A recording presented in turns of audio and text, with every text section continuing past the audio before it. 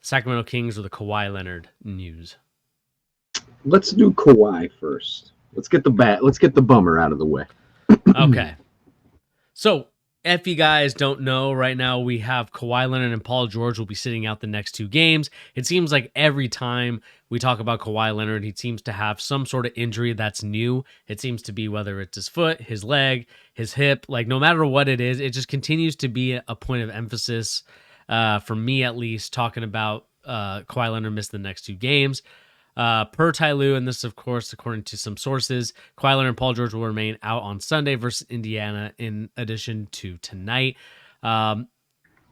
This is starting to become an issue because if we look at kind of Kawhi Leonard's stats currently, and if we go to the Basketball Reference and kind of just like what he's been able to play so far, he's only been able to play in 5 games this year.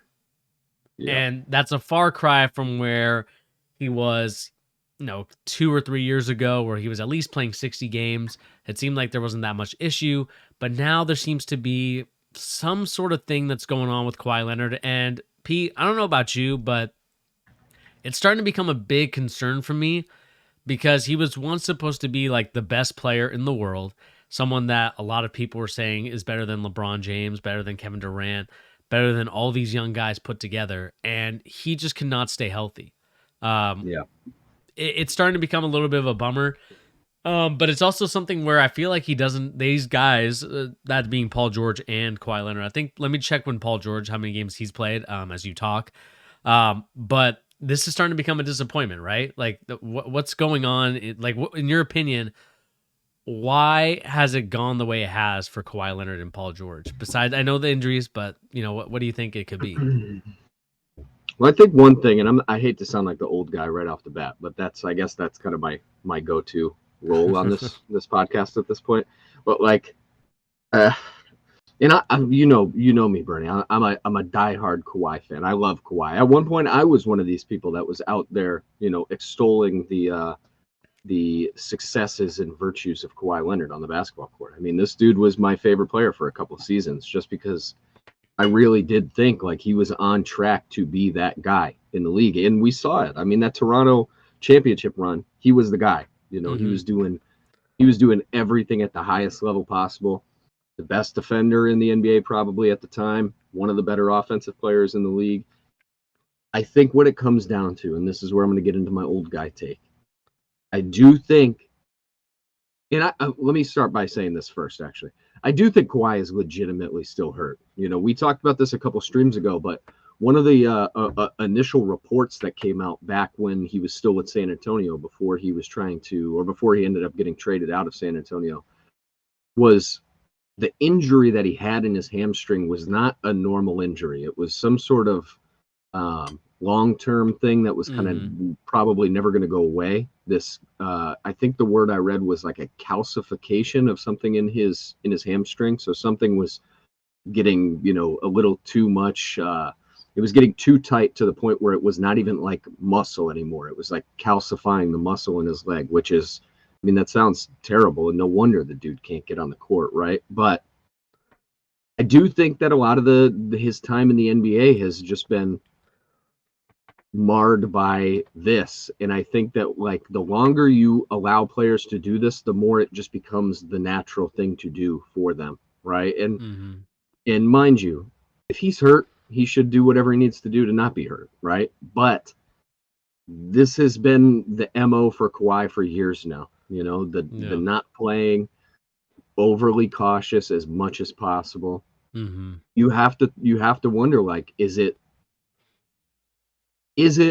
so much so that he's hurt right now, like really legitimately hurt, or is he just so used to being overly cautious that he's not willing to risk it yet, right? Yeah. Like, to me, that's one of the biggest questions you have to wonder. Like, and if the Clippers are really trying to do this guy a service, they should get out there and start talking about it. If he's really legitimately hurt, they got to get out there and talk about it, because we talked about this last stream too, Bernie. This Clippers situation has been a disaster as far as super team construction is concerned.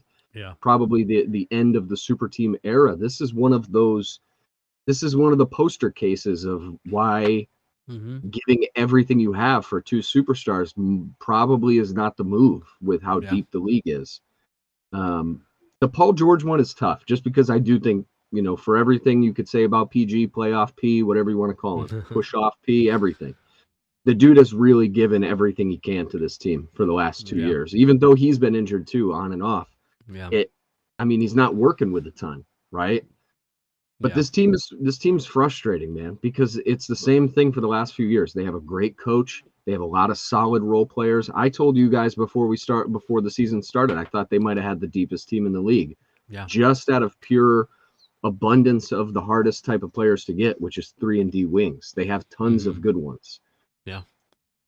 But again, I think they're top three in defensive efficiency and they're bottom of the league in offensive efficiency. If I remember correctly, I saw it a couple days ago. I think they were number three in offense or number four in offense in number 30, or excuse me, reverse. Number two or three in defense in number 30 in offense, which it's just not going to cut it. But that's what happens when your best scorer is not playing for two straight seasons. Yeah. Yeah. Pretty tough. Yeah. I mean, it is frustrating, and I think you're all right, and you're onto something there in terms of moving a ton of pieces for two superstars. I think that's a thing of the past, like you said. Yeah. Because if you really like stop and think about the successful teams that are out here right now, teams like the Phoenix Suns, the Golden State Warriors, obviously being the poster child for it, the Memphis Memphis. Grizzlies, Yep. and Denver to some extent before the injuries, the Boston Yeah, Celtics, Denver. the Boston Celtics right now. I mean, these are teams that play team basketball. These are teams that drafted these guys or maybe signed one superstar that helped him out. Yeah. This isn't a team. These aren't teams that gave up the farm and said, "Here, Kawhi. Here, another team like the Brooklyn Nets are another example. Kevin Durant, Kyrie, or like go and 100%. go and go and fix it. Go help us out and go win these games." But that's just not the way the league works anymore. Like you can see the empowerment of the role players that the superstars and the coaches are starting to give these guys is tremendous because you can clearly see that it works. The Golden State Warriors show it. Guys like Kevon Looney, guys like Andrew Wiggins, guys that you would never think in a million years before they joined that team would give you any sort of offense or any sort of uh, consistency on the offensive end, are giving you buckets. Like especially guys like Andrew Wiggins. I know he kind of plays that Harrison Barnes role from years past, but Harrison Barnes was another example of that. Like a guy that can put the ball in the bucket when Kevin Durant, or sorry, well before Kevin Durant, but Yeah. Steph Curry and Klay Thompson are covered, or they're getting double teamed, and they're getting blitzed, meaning that they're trying to get the ball out of their hands and moving it to the next person. Like those guys are able to take advantage of their mismatches, and that's happening with the Memphis Grizzlies right now. Jaren Jackson Jr. obviously being a good player, John Morant being an amazing player, but now you're seeing the emergence of Desmond Bane as kind Yeah. of like this now, I would say, second star on the team. And you can clearly see that sort of ball in terms of the way that they move the rock, the way that they give the guys opportunities to attack, give the opportunities to shoot the ball. That is going to take a team a long way rather than having Kawhi Leonard, Paul George, Kevin Durant, Kyrie Irving take 20 shots in a game and think that they're going to win. And I think that's for the better. I think that's for the better. I think it's for the betterment of the league. Yeah, does it suck that we're not going to get those type of like early 2000s basketball anymore? Yeah, in a sense it does, but I think that this new age of basketball just allows the game to flow more free rather than being restricted. Yeah, I mean, beyond all the little changes they've made this season, not even little changes, the big changes like the take foul stuff. Like, yeah, I think the NBA is more fun to watch right now than it's ever been. And the two of us watch most games, most years, not most games, but you know what I mean. We watch Hmm. pretty much everything we can, like you were talking about. It's more fun to watch than it's ever been, and a lot of that has to do with just how many quality dudes are out on the court at any given moment. Like, it's crazy how deep every team is. Like even bad teams, like their seventh dude is like, hey, I'd probably take that guy. Like it's pretty nuts. And I think that we're starting to see like a clear formula, like you were starting to say, like the teams that have been succeeding at a high level so far this season and Hmm. in recent memory are teams that built efficiently. They built their team up efficiently. There was never like super huge swings for any of those teams in terms of here's 6 picks and whatever. I mean, look at the teams that did that. There's only a handful where it really worked out. Like the Lakers with Anthony Davis is probably the ultimate like 50-50, like kind of depends on how you look at success in the NBA. They won a championship. Most people, including myself, would say you can't be mad. You got the championship out of it, right? Hmm. But look at where they're at. I mean, this is literally they are where they're at now because of that trade. If they hadn't made that trade, there would be a lot more quality around LeBron right now. And I know Anthony Davis is playing out of his mind, so it's kind of hard to use it right now as an example, but it's still true. It's one dude versus they could have had Lonzo, Ingram, whoever the picks would have ended up being. Who knows what it would have been? Their team would have definitely been deeper if they hadn't made the trade. So I it's tough, man. The only team that I've seen in recent memory, and we have to see because it's so recent, but the Cleveland Cavaliers, the trade for Donovan Mitchell is maybe one of the last great examples of like efficiently still taking a big swing. But that was really out of they had so much abundance of quality stuff to give up. And even then, you look at what they gave up, and they still didn't give up any of their 3 best players in that trade, which is exactly what you want to do if you're making a huge swing for any player. They had Hmm. lots of little pieces that add up into a whole. And usually I would say the tried and true rule of you don't want to trade the best player Yeah. in any trade, right? Usually that rule is totally apt and adequate, and you should use that as a function of any good NBA trade, like grading anything. But sometimes it does work out for both teams if the situation is right. And in this case, it looks like it worked out for both teams, but definitely not for the Clippers. Going back to the origin of our discussion, Yeah. like it's crazy how similar their situation is to Brooklyn. It's just they don't get talked about because they're not controversial. That's literally the difference. Yeah. It's the same amount of success has happened, if not even less. But technically, I think the same because they both went to a conference finals with their current iteration of their squads. So Yeah. it's tough, man. It's tough. It's crazy to me that both of those teams were constructed in the same off season, Uh-huh. and both of them are definitely going to remain this is why we don't do this. We're Yeah. never going to do this again because Yeah. the Clippers might even be more egregious because they lost more quality. And my deep love and affection for Shai Gilgeous-Alexander Yeah. goes very deep. Before even his superstar turn this season, I would have said the same thing. Shouldn't have given him up, but they did. But that was what trades were like back in 2018, which it's crazy that it was only 2018. Like that's Hmm. nuts. Like it Yeah. feels like a lifetime ago that those dudes went to the LA Clippers. I remember exactly where I was when I heard that Paul George trade happened. I remember it like it was yesterday, thinking like, wow, this team is going to be dominant. They're going to win the championship. Not so much. Not so much. But let me ask you this, Bernie. Yeah. Who's it on? Who's it on more here? Because wasn't the writing on the wall with Kawhi at the time? Like this, it's not the most unfortunate thing that happened with Kawhi was getting hurt the way he did, tearing his ACL. That was what he did, right? I believe I think this was In the the playoffs. ankle. This is the ankle injury from Zaza Pachulia sliding underneath him. And then that kind of remember they were up by they were up by a lot. Yeah, yeah, yeah, yeah. But what And was the I what think was the thing that hurt him in the bubble? Didn't he get hurt in the bubble? Am I making that up? he didn't get hurt in the bubble. It was a couple years before that.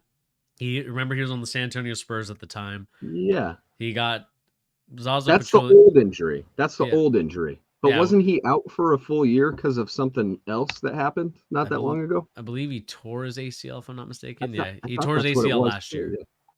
Okay, so like that being like the only extenuating circumstance, right? He was still this guy. Like the injury you're talking about is a great example. Like he has been hurt and not played most games in a regular season for years now. It Yeah. was that way before he went to the Clippers. So I guess my question is like, is this a failure on the Clippers' part, like the organizational side of it, like hedging all their bets on this guy, or who is it, or is it just a little bit of everybody? Who do you think? I think it's just a little bit of everybody because when I think about what happened in the whole San Antonio situation, it obviously became a much bigger deal. It started you started now questioning the NBA doctors at this point. Like, Yeah, are they, here to help the team? Like, are they here to help the player? Are they here to help the team? And it started, and when you live in a world like that where you start questioning, medical stuff like that, that's when it starts to become an issue. At least for me personally, just because it's kind of like, the doctor should always be there to help the player. Um, and if there's hmm, any doubt like that, then it starts to, I would say tarnish or, hurt the legitimacy of like some doctors, which yeah, may or may not be fair. But I think it starts to question that sort of situation where it's like, oh, well, can I trust this doctor if he's the team doctor and all he wants to do is just get me out there to play rather than, okay, let's try to focus on the injury. And obviously, it led to what it did right now, right? Where went to Toronto, won the championship, then got hurt again when he went to LA, played 57 in 1920, and then played 52 in 2021. And then obviously didn't play last year because of an ACL injury. And I think in terms of who I want to blame, obviously I think the organization should take most of the blame just because I think they should understand who Kawhi Leonard is as a player at this yeah, point. Like, he has not played a full season in a very long time. He hasn't even played more than 65 games since the 2016 season where he played yeah. 74. That's Um, exactly my point. You knew who he was. You should have known who he was because he wasn't showing anything differently before that. He did the same thing in Toronto. They let him do it in Toronto. yeah.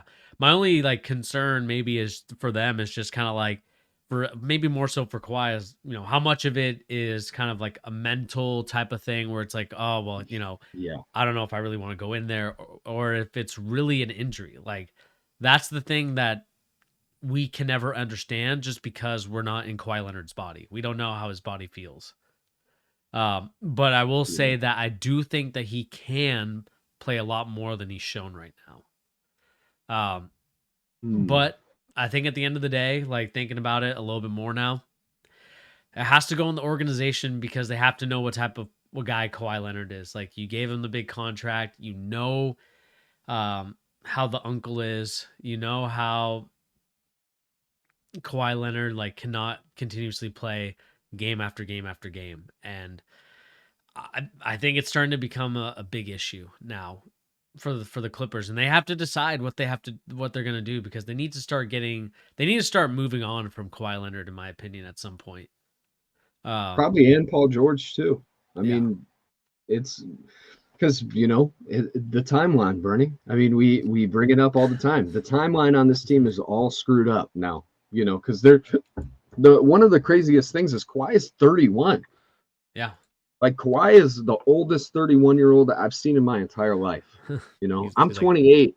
I'm 28. Kawhi does not feel 3 years older than me. That's mind blowing to me. I feel like Kawhi is like be my father at this point. He's not, obviously. He's only 3 years older than me, but the dude he's been around the block. He's been in the league for a long time. yeah, Had a lot of minutes in his early career in very hard situations. I mean, I could only imagine how guarding LeBron the way he did in those finals, when he was with San Antonio. I mean, just that at the time, that had to put so much pressure on his body, right? But yeah, even then, the Clippers knew. The Clippers had to have known. And then even then the bigger problem is that they did the Nets situation. They let Kawhi come in, pick who he wanted his running mate to be. He said, I want Paul George. They gave up the farm for Paul George. I mean, that trade in retrospect is mind blowing. Like, yeah, because I think we need to reevaluate that trade, Bernie. Like in the rankings of bad trades in the 2010s, there would be a lot of people who would push back instantly and say, "What are you talking about? They got Paul George. He's like all NBA level. He had that stretch. I think it was it 2 seasons ago where he was like a borderline MVP candidate. I mean, he was crazy good for like he's been crazy good for huge stretches and put that team on his back while Kawhi's been injured on and off. But it's amounted to nothing. And if we're going to use that championship metric that we talked about with Anthony Davis, Yeah. nothing. Nothing. No. Not only that, they have embarrassing moments in the playoffs to show for their, huge trades. So, because what did they give up, Bernie? Was it 3 or 4 firsts? Danilo Gallinari and Shea Gilgeous-Alexander. Was it 4 firsts? I think it was 4. 4 firsts. And even then, it was the same thing as the Nets situation where they had this really tight core of players who overperformed and took them to a playoffs and had a little bit of playoff success. That was like Pat Bev and Lou Williams and Montrez. And then they blew it up for a trade. Yeah. So really quick, here's the trade. OKC receives Shea Gilgeous-Alexander, Danilo Gallinari, and 5 first-round picks. Oh my gosh. That needs to get talked about as one of the worst trades in the last few years, man. That's crazy. Because how many of those firsts have already carried over? Do we know? I don't know if that's an easy thing to find out. So Clippers first-round picks, 22, 24, and 26, along with 2 first-round choices via Miami. And OKC obtained the rights to swap first-round picks in 23 and in 25. Wow. Yeah, I mean, I do agree with you, Pete. I think that maybe one of the episodes or one of our live streams that we should do probably in the next couple weeks is probably talk about the trades, the biggest trade failures or biggest trade blunders in the last like 10 years, maybe last 5 years. We could do both ways. We could do both ways too. Yeah. Let's do the last 10 years. We could do good and bad. Good, bad, and ugly.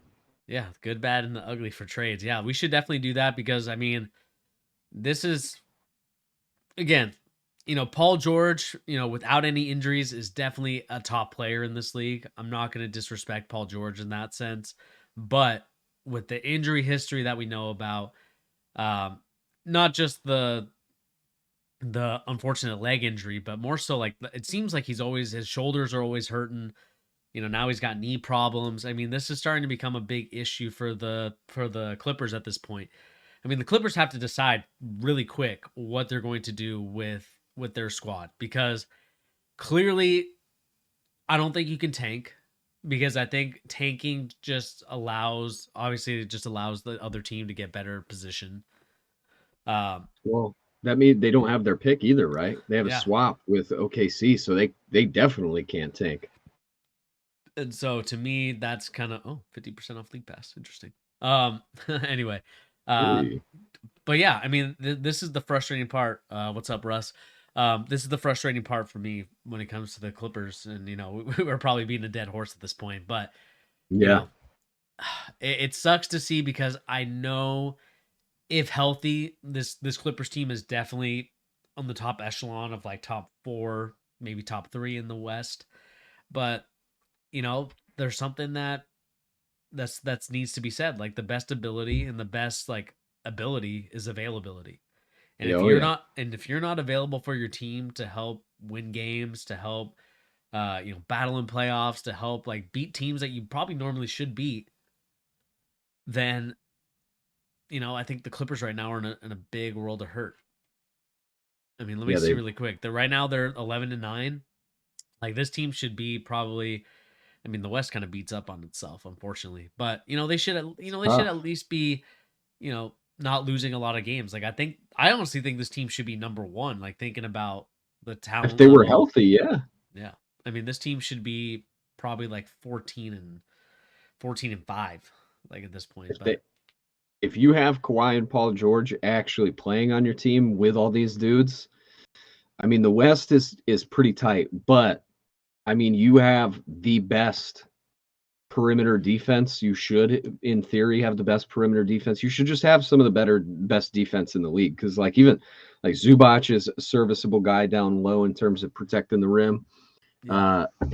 It's so tough, man, because on paper, this team really did have all of the parts necessary to compete in this league. Like they were kind of ahead of the curve in terms of accumulating, like I said, these 3-and-D wings, and just they have a coach that was underrated when they got him.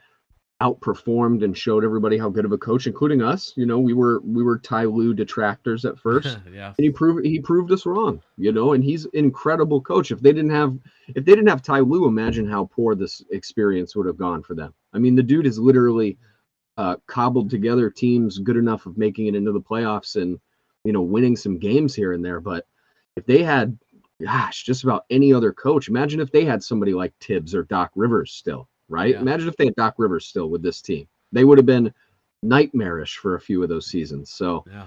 yeah, I mean, we could move off the Clippers, but it's a bummer. And I agree with you. I think they should start looking to do something. I honestly don't think they could get off of Kawhi right now if they tried. I think it would be really Yeah. tough. I If don't they think they can did, get they off wouldn't. anybody.